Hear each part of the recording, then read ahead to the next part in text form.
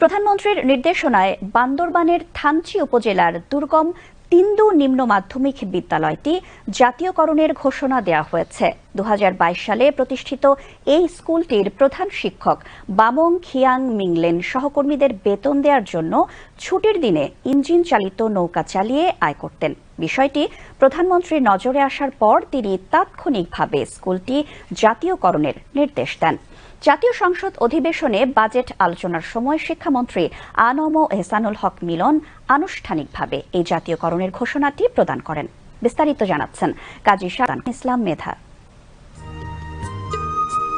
দুর্গম পাহাড়, আঁকাবাঁকা নদীপথ আর শত প্রতিকূলতার মাঝেও যে মানুষটি স্বপ্ন দেখেছেন শিক্ষার আলো ছড়িয়ে দেওয়ার, অবশেষে সেই ত্যাগ, ভালোবাসা আর অদম্য সংগ্রাম পেল রাষ্ট্রের সর্বোচ্চ স্বীকৃতি।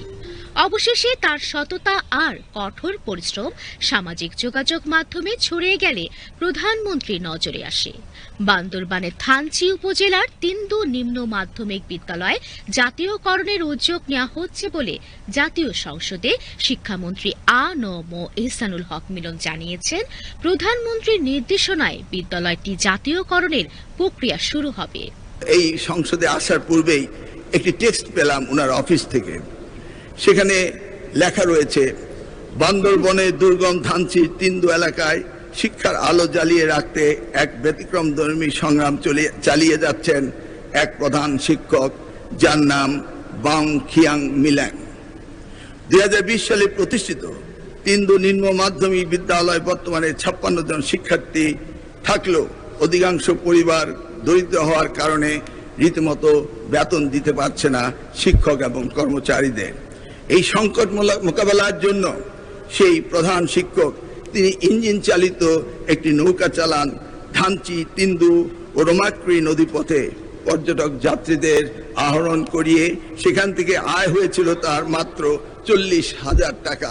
সেখান থেকে তিনি খরচ করেছেন 30,000 টাকা। এই দুর্গম স্কুলটি টিকিয়ে রাখার জন্য আবেদন জানিয়েছে মাননীয় প্রধানমন্ত্রী, তিনি আমাকে এটা পাঠিয়েছেন। 2020 সালে প্রতিষ্ঠিত ছোট্ট এই বিদ্যালয়ে পড়াশোনা করছে 56 জন শিক্ষার্থী।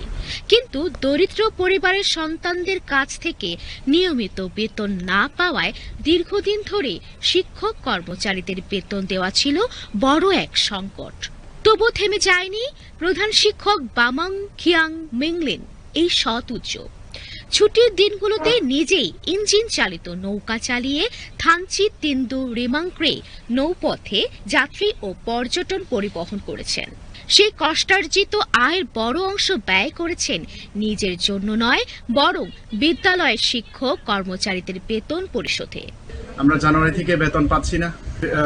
মাসের 14 তারিখ আমাদেরকে UNOCHA এর মাধ্যমে আমরা একটা বোট পেয়েছি। ওই বোটটাই চালিয়ে যতটুকু আয় করতে পারছি সেই টাকা দিয়ে আমরা ব্যাংকে জমা দিয়ে ব্যাংক থেকে চেক মাধ্যমে উইথড্র করে আমরা শিক্ষকদেরকে হাফ বেতন দিয়েছি।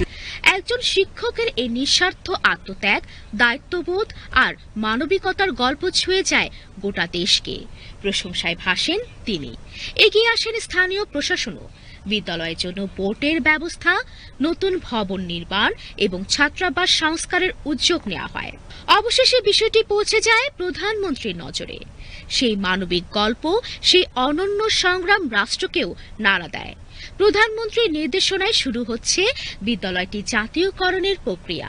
একজন নিবেদিত প্রাণ শিক্ষকের অদম্য ইচ্ছাশক্তি আবারও মনে করিয়ে দিল, সত্যিকারের শিক্ষা শুধু বইয়ের পাতায় নয়, আত্মত্যাগ, মমতা আর ভালোবাসার মধ্যে লুকিয়ে থাকে। আর এমন মানুষদের কারণে বেঁচে থাকে স্বপ্ন, বেঁচে থাকে আশা, এগিয়ে যায় বাংলাদেশ। কারণ সবার আগে বাংলাদেশ। কাজী শাহজাহান ইসলাম মেধা, BTV নিউজ।